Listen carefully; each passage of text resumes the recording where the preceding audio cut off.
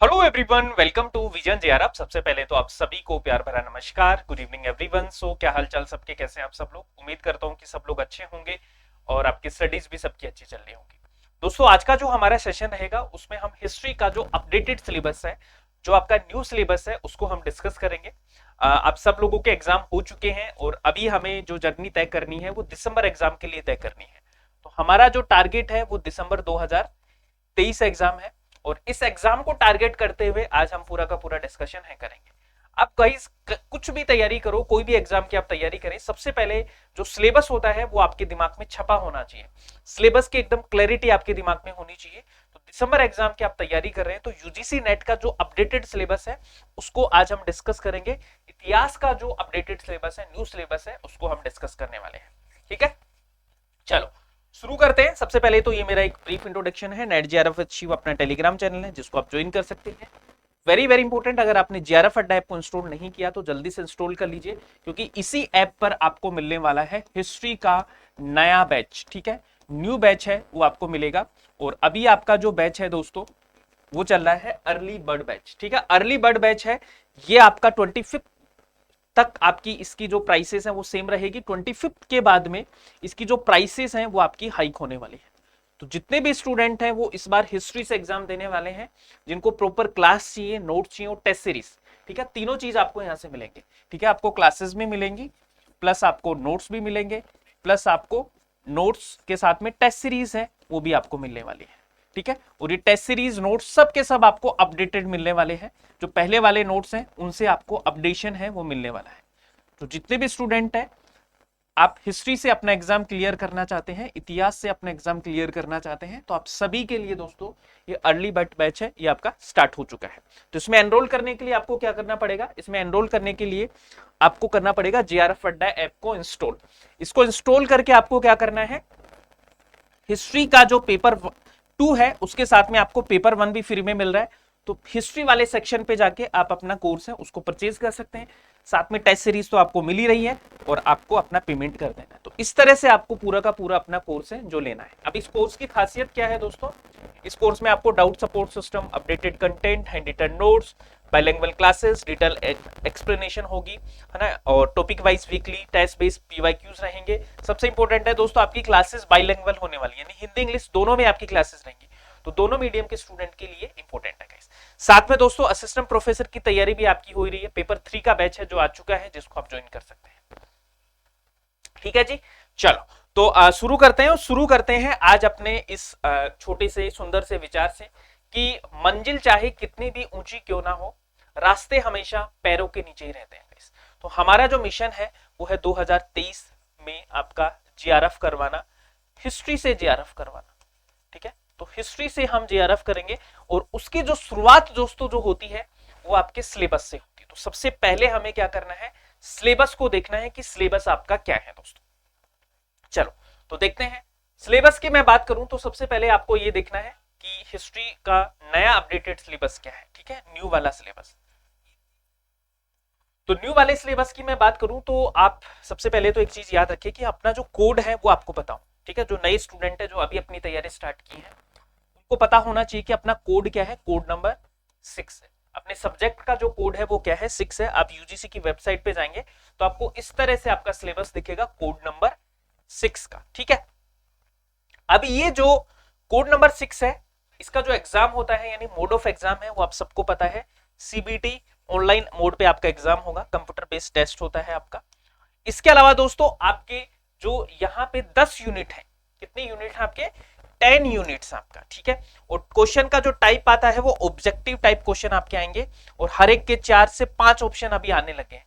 ठीक है, 4 to 5 option आपके मिलते हैं और एवरी यूनिट है उससे आपके जो क्वेश्चन है वो हर साल वेरी करते हैं गाइस। ठीक है, आपका जैसे एक यूनिट से 10, 15, 20 इसके समथिंग क्वेश्चन आपके आ सकते हैं। तो टोटल यूनिट मान के चले तो एवरेज निकाले तो 10-10 क्वेश्चन आपके आएंगे। ठीक है, इसके अलावा मैं बात करूं जैसे आपका हमारे जो सेगमेंट की बात करें तो दोस्तों एंशिएंट से आपके जो क्वेश्चन रहते हैं वो आप मान के चलिए 25 से 30 क्वेश्चन रहेंगे आपके। ठीक है, ऐसे ही हम मिडिवल की बात करते हैं तो मिडिवल से आपके जो क्वेश्चन रहते हैं वही 20 से 25 क्वेश्चन या इससे प्लस भी हो सकते हैं। देखो इसमें प्लस माइनस हो सकता है। मॉडर्न से जो क्वेश्चन होते हैं वो काफी थोड़े से ज्यादा से होते हैं, क्योंकि उसमें पोस्ट इंडिपेंडेंस इंडिया भी इंक्लूड हो जाता है। तो आपका 30 से 32 क्वेश्चन आपके मॉडर्न हिस्ट्री के रहते हैं। ठीक है, इस तरह से फिर आपका यूनिट 10 से भी कुछ क्वेश्चन आपके रहते हैं, तो 5 से 7 क्वेश्चन आपके यूनिट 10 से रहते हैं। इस तरह से आपका पूरा का पूरा हिस्ट्री का जो सिलेबस है वो आपका क्या है, डिवाइडेड है।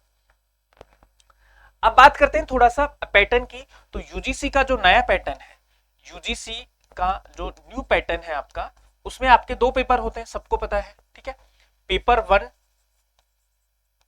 And paper 2। तो पेपर 2 अपना कौन सा है, हिस्ट्री है। और हिस्ट्री की मैं बात करूंगा इस, तो आपका पेपर 1 की सबसे पहले बात कर लें, तो इसमें आपके 50 क्वेश्चन आएंगे। कितने क्वेश्चन, 50 क्वेश्चन। और कितने नंबर के, 2 मार्क्स की।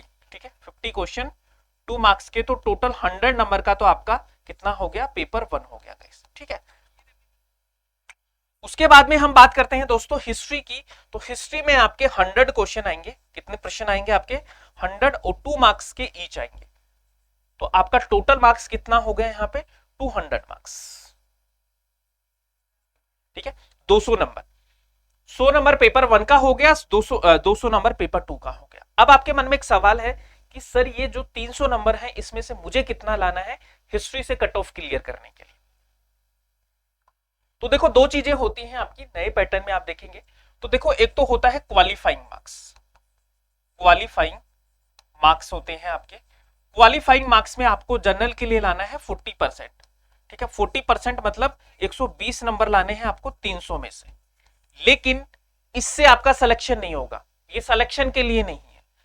सिलेक्शन के लिए जो हमें लाना है दोस्तों, वो अगर आप नेट क्लियर करना चाहते हैं, ठीक है, अगर आप नेट क्लियर करना चाहते हैं, तो एटलीस्ट आपको एटलीस्ट 300 में से 180 नंबर तो आपके होनी चाहिए, यानी कि 60% तो आपका होना ही होना चाहिए। पहली चीज, अगर आपको जीआरएफ तक जाना है, तो ये जो आपके नंबर है, ये आपके 200 के समथिंग होने चाहिए। 200 प्लस आपके नंबर है वो होना चाहिए। मतलब कि आपकी जो कट ऑफ है वो 62 से 65% के बीच में वेरी करती है, जनरल कट ऑफ की मैं बात करूं तो गाइस। बाकी कैटेगरीज वाइज आप देख सकते हैं। ठीक है, तो ये अपना टारगेट है वो होना चाहिए नए सिलेबस। अब दोस्तों पैटर्न की थोड़ा सा बात कर लेते हैं। तो यहाँ पे आप देखेंगे तो साफ यहाँ पे मेंशन किया गया है कि आपका जो हिस्ट्री का जो पेपर है, इसमें आपका क्या आएगा, इंडियन हिस्ट्री आएगी। ठीक है, याद रखिए, Indian history, pre history, ancient period, medieval Indian history and modern Indian history, जिसमें आपके नेशनल मूवमेंट, ठीक है, एंड पोस्ट इंडिपेंडेंट फेज दोनों आपके इंक्लूड है। ठीक है, यहां पे आपको हिस्टोरिकल मेथड से भी सवाल आएंगे, रिसर्च मेथोडोलॉजी से भी आपके सवाल आएंगे, और स्टोरियोग्राफी यानी इतिहास लेखन से भी आपके सवाल आएंगे। अब यहां पे ये जो इसने साफ मेंशन किया है, यहां पे आप देखिए, the subject and the boundaries of history are vast and comprehensive, it has been systematically analysed and synthesised into 10 units. आपको दिक्कत ना हो इसलिए यूनिट वाइज सिलेबस आपको दिया गया है, जिनको अभी मैं आपको एक्सप्लेन करके, डिटेल एक्सप्लेन करके आपको बताऊंगा। अब जितनी भी आपकी 10 की 10 यूनिट है, उनसे रिलेटेड आपको आइडियाज, कॉन्सेप्ट्स एंड टर्म दिए हैं। ये जो आइडियाज, कॉन्सेप्ट्स एंड टर्म है, ये यूनिट में इंक्लूड नहीं है, लेकिन यहां से आपका एक क्वेश्चन पक्का है। ठीक है, एक क्वेश्चन आता है, और ये ऑल 10 यूनिट्स की है, ऑल 10 यूनिट्स की आपकी ये है गाइस। ठीक है, तो जितनी भी 10 की 10 यूनिट है, वहां से आपको ये आपको मिलेंगी। ठीक है, तो ये आपकी आइडियाज, कॉन्सेप्ट्स एंड टर्म्स हैं जो आपके यूजीसी ने मेंशन किए हैं। अब बात करते हैं अपन यूनिट वाइज। ठीक है, तो आप देखो, मैं थोड़ा सा आपको और सिंप्लीफाई करके चीजों को बता देता हूं। टोटल अपने पास में कितना है दोस्तों, टोटल है आपके पास में 10 यूनिट्स। कितनी यूनिट्स है, 10 यूनिट्स है। अब ये जो 10 यूनिट है दोस्तों, इसमें unit number 1, unit number 1, 2 and 3, ये किससे रिलेटेड है, ये है आपके प्राचीन भारत से रिलेटेड है। ये किससे रिलेटेड है, प्राचीन भारत यानी एंशिएंट इंडियन हिस्ट्री से रिलेटेड है, एंशिएंट इंडियन हिस्ट्री। तो 3 यूनिट आपकी किससे रिलेटेड है, एंशिएंट इंडियन हिस्ट्री। तो जैसा कि मैंने आपको पहले बताया था कि एक यूनिट से एवरेज निकाले तो 10 क्वेश्चन, तो एंशिएंट पार्ट से आपके लगभग 25 से 30 क्वेश्चन आने की क्या है, संभावना है आपकी। ठीक है, उसके बाद में हम बात करें दोस्तों यूनिट 4, 5 एंड 6, ये जो यूनिट है दोस्तों ये मध्यकालीन भारत से आपके रिलेटेड है, ठीक है, मध्यकालीन भारत से आपकी क्या है, रिलेटेड है, यानी कि मिडिवल हिस्ट्री आपका इसमें मिलेगा आपको, मिडिवल इंडियन हिस्ट्री। अब बात आती है दोस्तों यूनिट 7, 8 और 9। यूनिट 7, 8 एंड 9, ये जो यूनिट है आपकी ये किससे रिलेटेड है, ये आपकी आधुनिक भारत से रिलेटेड है, ठीक है, आधुनिक भारत से रिलेटेड है दोस्तों, यानी मॉडर्न इंडियन हिस्ट्री, ठीक है। और इसी में आपका आजादी के बाद की भी हिस्ट्री है दोस्तों, पोस्ट इंडिपेंडेंस हिस्ट्री, आजादी के बाद भी। अब एक यूनिट अपनी बचती है, वो है यूनिट 10, ठीक है, यूनिट 10, इसमें आपका वही आपका स्टोरियोग्राफी रिसर्च एंड रिसर्च मेथोडोलॉजी, ठीक है, ये आपका सिलेबस आएगा इसमें। और इससे आपके 5 के समथिंग क्वेश्चन है जो आपको देखने को मिलते हैं, 5 से 6 क्वेश्चन, अभी जो रिसेंट ट्रेंड है, तो ये आपका सिलेबस है, ठीक है, ओल्ड 10 यूनिट का। अब एक एक करके हम इसको थोड़ा डिस्कस करते हैं। अब बात करते हैं दोस्तों यूनिट 1 की, जो कि आपका प्राचीन भारत का है, आपका प्राचीन भारत। अब इस यूनिट 1 में आपके कौन कौन से टॉपिक्स हैं जो आपको पढ़ने हैं। पहला टॉपिक है अपना दोस्तों सोर्सेस वाला, ठीक है, स्रोत वाला आपका टॉपिक है जो यहां से पढ़ना है। दूसरे में आपको दिया गया है साहित्यिक स्रोत, ठीक है। तीसरा जो टॉपिक है इसमें आपके जो पेस्टोरलिज्म एंड फूड प्रोडक्शन है, यानी नियोलिथिक और चाल्कोलिथिक फेज है ना, वो इसमें आपको पढ़ना है। एक उसके बाद में जो आपका इसमें जितने भी आपके पैलियोलिथिक, नियोलिथिक, मीजोलिथिक है ना, पूरा पाषाण काल, मध्य पाषाण काल, नव पाषाण कालीन, सारी चीजें जिनकी साइट्स वगैरह वो सब आपको पढ़ना। अब जो नेक्स्ट टॉपिक आपका आता है वो इंडस वैली सिविलाइजेशन का आता है, सिंधु घाटी सभ्यता का आपका आता है। अब इसमें जितना भी सिंधु घाटी सभ्यता के बारे में A to Z पूरी की पूरी चीजें देखो आपको दी गई, ओरिजिन से लेके और आपका डिक्लाइन तक, ठीक है, डिक्लाइन तक आपको यहां से पूरा का पूरा पता होना चाहिए। Trade, socio political, economic, every aspect आपको इंडस वैली सिविलाइजेशन का।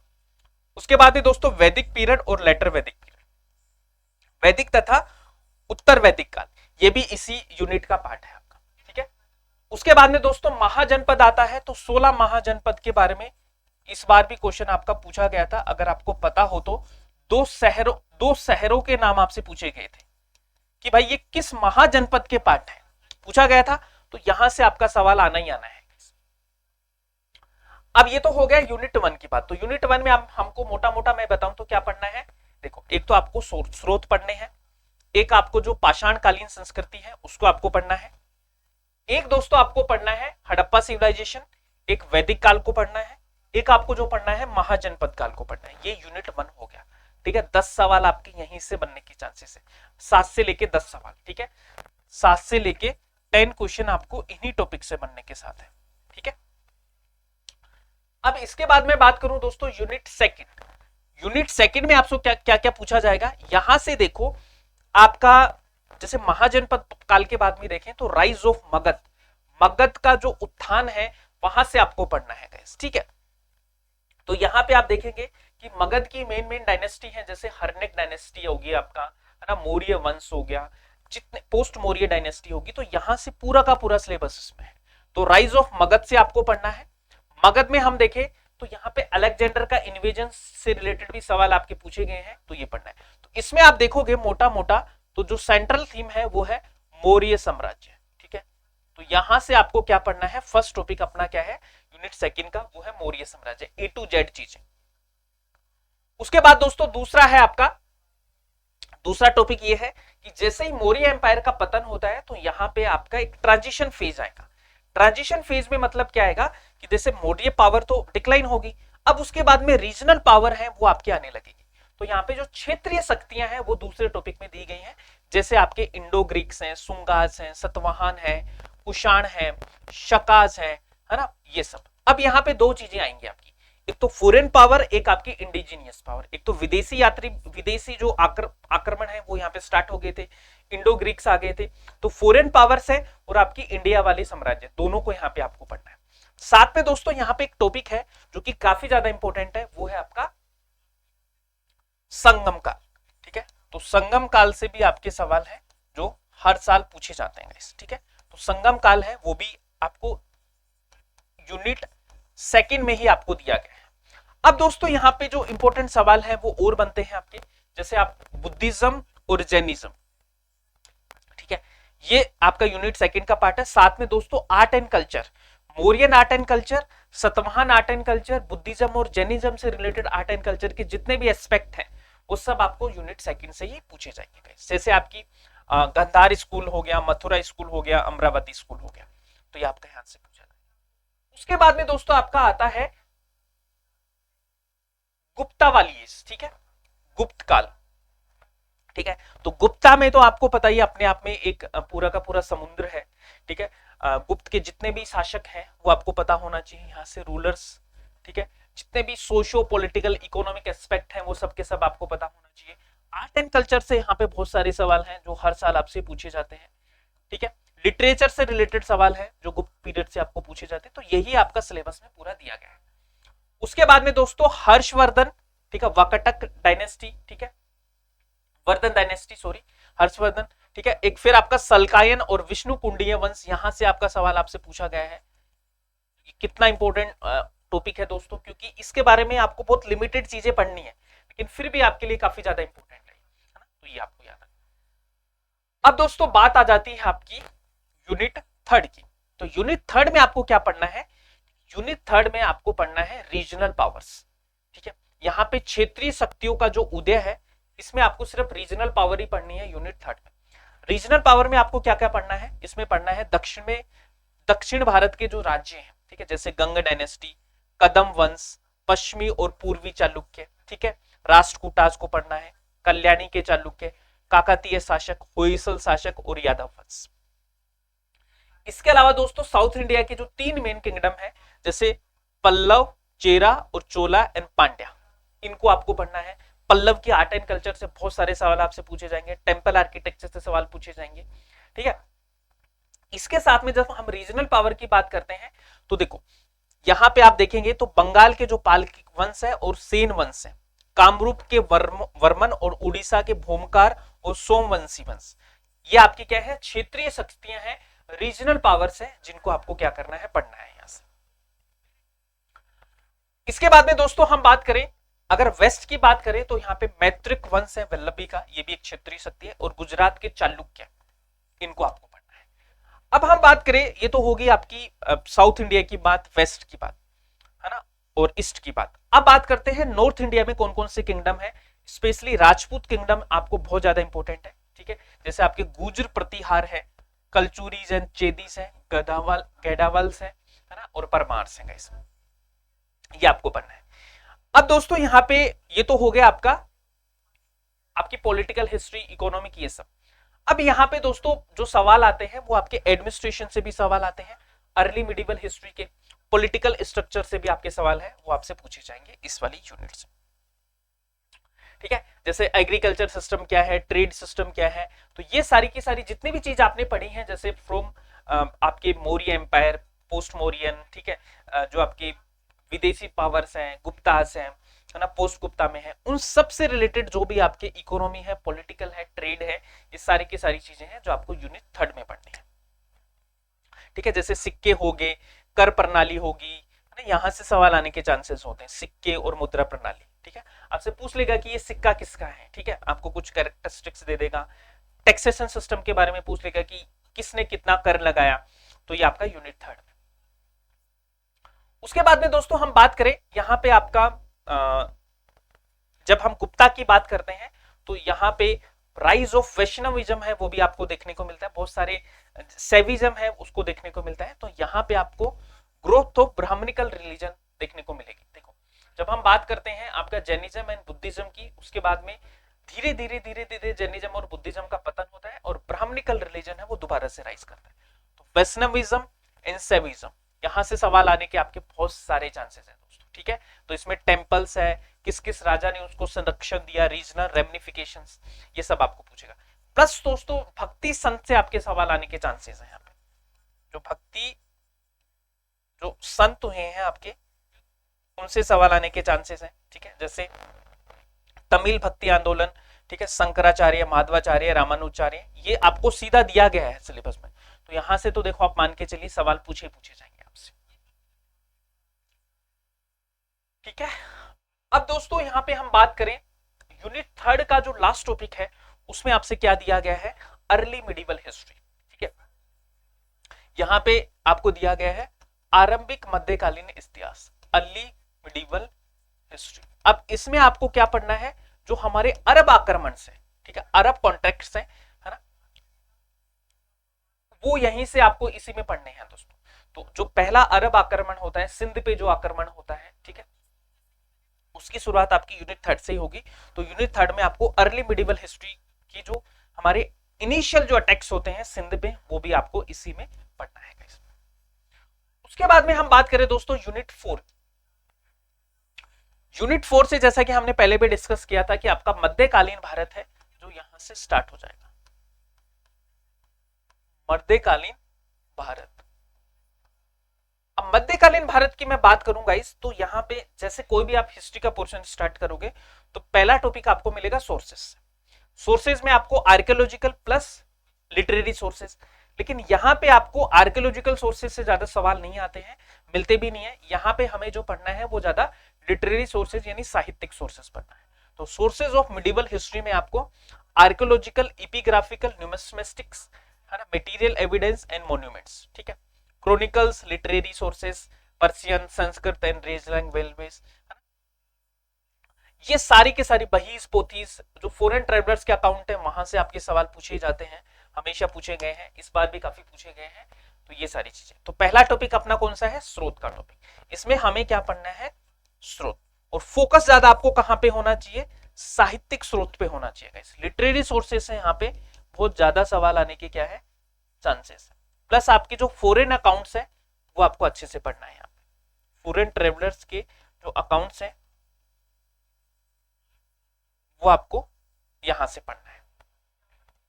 अब देखो और इसके आगे थोड़ा सा चले अपन, तो यहां पे जब हम मिडिवल हिस्ट्री की बात करते हैं तो इसको दो पार्ट्स में आप डिवाइड करते हैं। एक तो देखो मिडिवल को हम जो पढ़ रहे हैं वो एक तो देखो सल्तनत काल है आपका, एक आपका मुगल पीरियड है, मुगल पीरियड, ठीक है। तो सल्तनत काल की बात करें तो दोस्तों जैसे 1206 से लेके और 1526 तक, और मुगल पीरियड की मैं बात करूं तो आपको 1526 से लेके और आपका 1857 तक, ठीक है, आपका मुगल पीरियड चलता है। उसके बाद में जो लास्ट शासक होते हैं बहादुर शाह जफर, उनको अंग्रेज लोग डिपोर्ट कर देते हैं रंगून। अब देखो इसको हम अलग से पढ़ते हैं, फिर इसको पढ़ते हैं। इनिशियल में जो आपका यूनिट 3 में दिया गया है वो दिल्ली सल्तनत का दिया गया है। अब दिल्ली सल्तनत में यहाँ पे हम बात करें जैसे गोरी है, तो गोरी के जो गुलाम होते हैं कुतुबुद्दीन ऐबक से लेके आपको टिल लोदी तक, है ना, यहाँ पे आपको क्या पढ़ना है, दिल्ली सल्तनत को पढ़ना है। उसके बाद में दोस्तों बाबर आते हैं, तो मुगल एम्पायर की स्थापना होती है, तो बाबर से लेकर औरंगजेब तक आपके मुगल्स हैं। फिर उसके बाद में उत्तरादी मुगल्स होते हैं जिनको लेटर मुगल बोलते हैं, फिर बहादुर शाह जफर, ठीक है। तो ये आपका दिल्ली सल्तनत और मुगल, इसमें हम पॉलिटिकल हिस्ट्री पढ़ते हैं, ये यूनिट 4।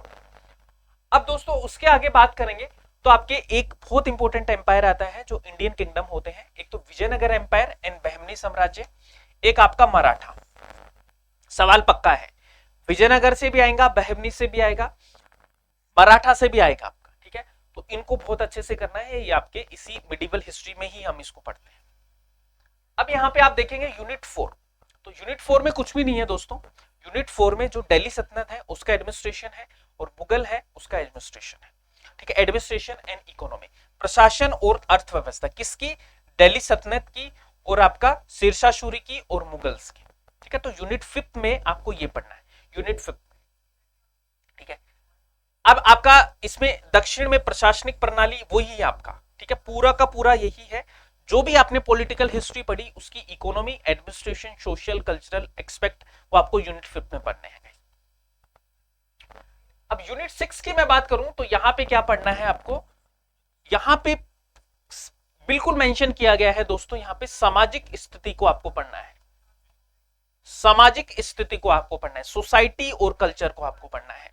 इसमें आपके जो मेन टॉपिक है दोस्तों वो है आपका यूनिट 6 के भक्ति एंड सूफी आंदोलन, भक्ति एंड सूफी मूवमेंट है जो इसके क्या है मेन टॉपिक है। आपके प्रमुख टॉपिक कौन से हैं, आपके भक्ति और सूफी मूवमेंट है जो इस पोर्शन के क्या है मेन टॉपिक है जो इसमें आपको देखने हैं।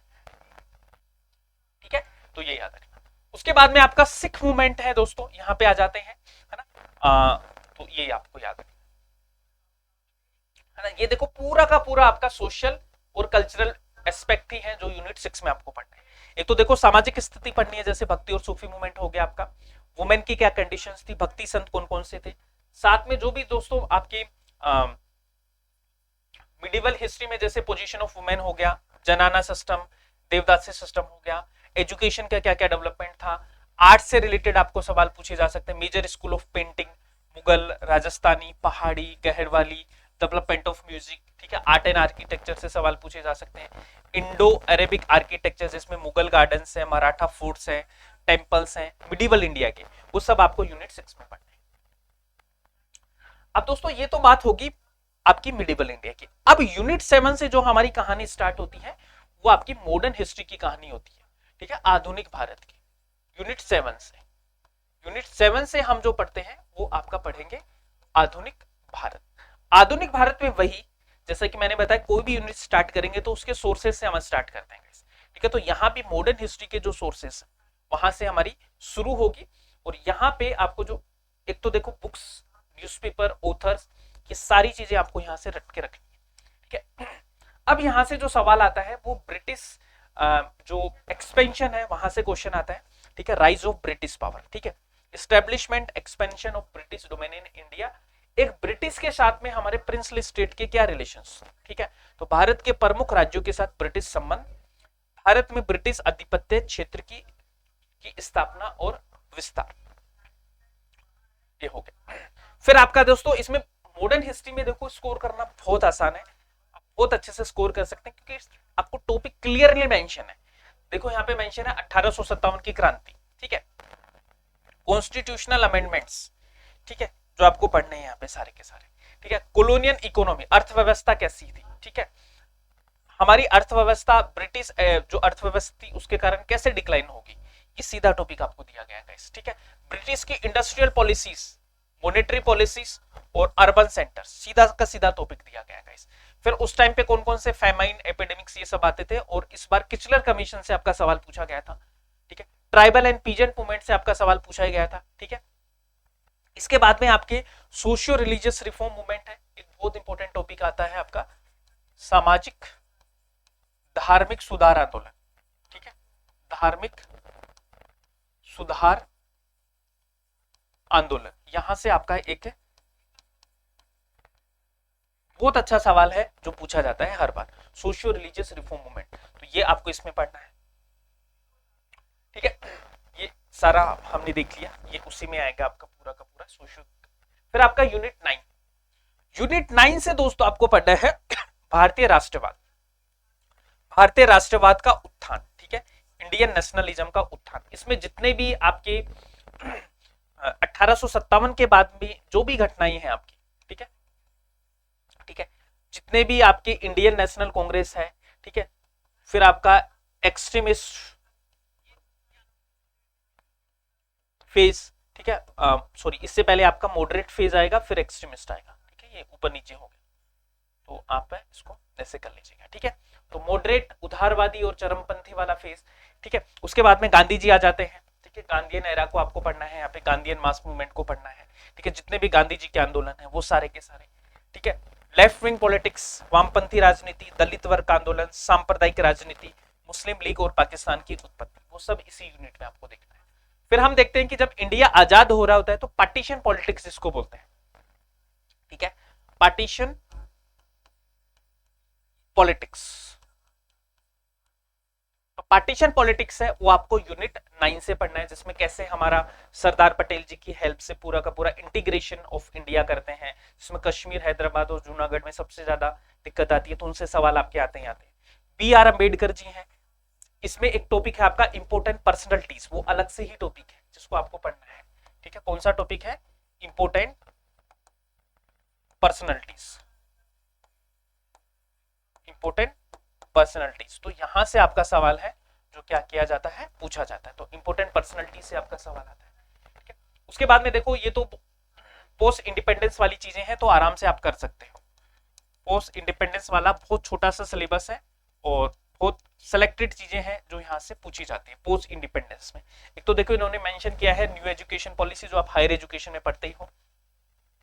फिर प्लानिंग प्रोसेस है ना, आजादी के बाद कैसे प्लानिंग होती है। लिंग्विस्टिक रीऑर्गेनाइजेशन, स्टेट का लिंग्विस्टिक भाषाई आधार पर पुनर्गठन। फॉरेन पॉलिसी, नेहरू जी की फॉरेन पॉलिसी से सवाल आने के पूरे पूरे चांसेस हैं।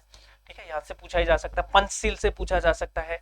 जितने भी हमारे वॉर हुए हैं, इंडोसीनो वॉर है, पाकिस्तान के साथ में जितने भी युद्ध हुए, कारगिल वॉर, सारे के सारे हैं जो आपको इसी टॉपिक में पढ़ने हैं। ठीक है, अब इसके बाद में जो लास्ट यूनिट आता है अपना, ये अलग से एक यूनिट है जिसमें आप पढ़ते हैं यूनिट 10 में ऐतिहासिक प्रणाली, शोध, कार्य प्रणाली और इतिहास लेखन। अब इसके लिए दोस्तों मैं आपको सलाह करूंगा कि यहां से ये जो टॉपिक है इसके लिए तो पीवाईक्यू की बहुत अच्छे से समझ होनी चाहिए कि कौन कौन से सवाल पूछते हैं, और साथ में जो बुक्स एंड ऑथर है, बुक्स एंड ऑथर से सवाल आते हैं, स्टेटमेंट वाले सवाल आते हैं। ठीक है, और इसके लिए आपको सिर्फ एक ही बुक पढ़नी है, सिंगल बुक आप पढ़ेंगे तो आपको ज्यादा अंडरस्टैंडिंग होगी। ठीक है, पूरे टॉपिक जहां पे मेंशन हो ऐसी बुक को उठा लीजिए और उसी को फिर अच्छे से यहां से प्रिपेयर करना है। तो इसमें कौन कौन से टॉपिक्स हैं जो आपको पढ़ने हैं यूनिट 10 में, वो आपको बता देता हूं। एक तो हिस्टोरिकल मेथड्स है, research, methodology and historiography, scope and importance of history, objectivity and biases in history, heuristic operation, criticism in history, synthesis and presentation, history and it's auxiliary science, इतिहास, विज्ञान, कला या सामाजिक विज्ञान, इसके। ठीक है, फिर आपका क्षेत्रीय इतिहास का महत्व है, रिसर्च मेथोडोलॉजी है, रिसेंट ट्रेंड इन हिस्ट्री है, हाइपोथेसिस इन हिस्ट्री है आपका, एरिया ऑफ प्रपोज रिसर्च, जो आपको रिसर्च वाले टॉपिक्स हैं वो भी आपको यहाँ से पढ़ने हैं।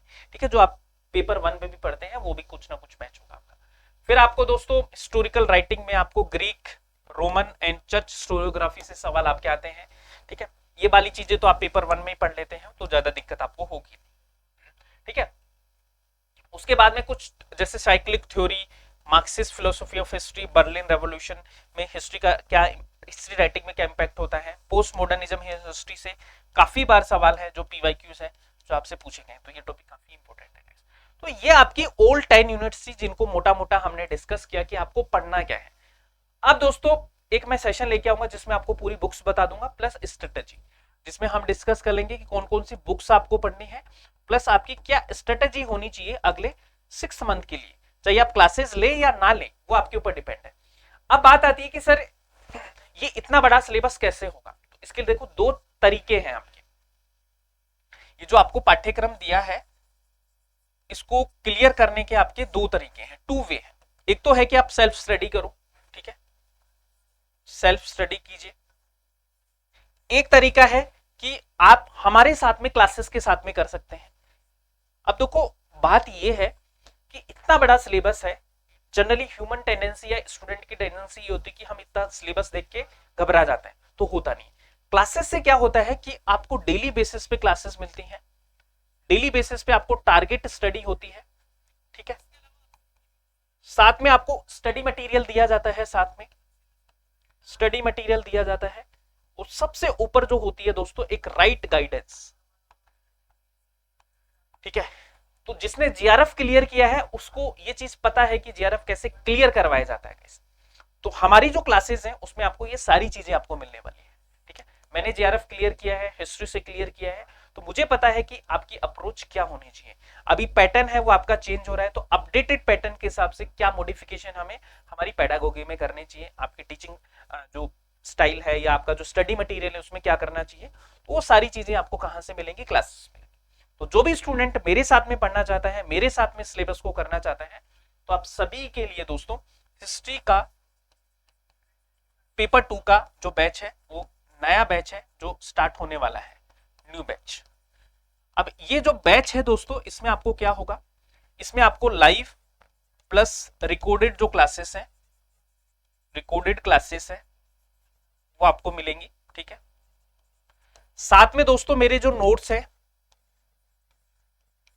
जो नोट्स हैं वो आपको मिलेंगे।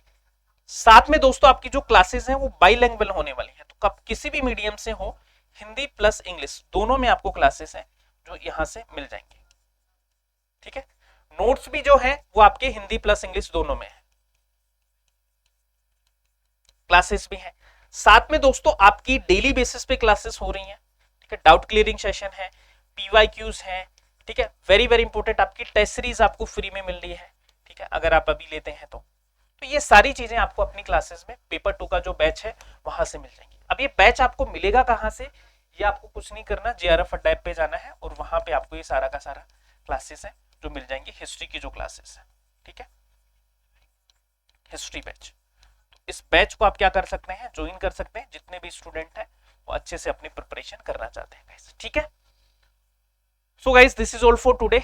सिलेबस आपके साथ में डिस्कस करना था, इसको कवर कैसे करें वो मैंने आपको बता दिया। सेल्फ स्टडी कर सकते हैं, क्लासेस से कर सकते हैं, दोनों से हो सकता है, ये आपके ऊपर है कि आप कैसे अपनी तैयारी है वो करना चाहते हैं, ठीक है। अगर आपको ऐसे ही सेशन चाहिए तो चैनल को फटाफट से सब्सक्राइब कर लीजिए, लाइक एंड शेयर कर दीजिए। कोई भी डाउट हो, कुछ भी चीज पूछनी हो तो आप मुझे कमेंट करके बता सकते हैं, उसके बाद में हम इसको अच्छे से डिस्कस करेंगे, ठीक है।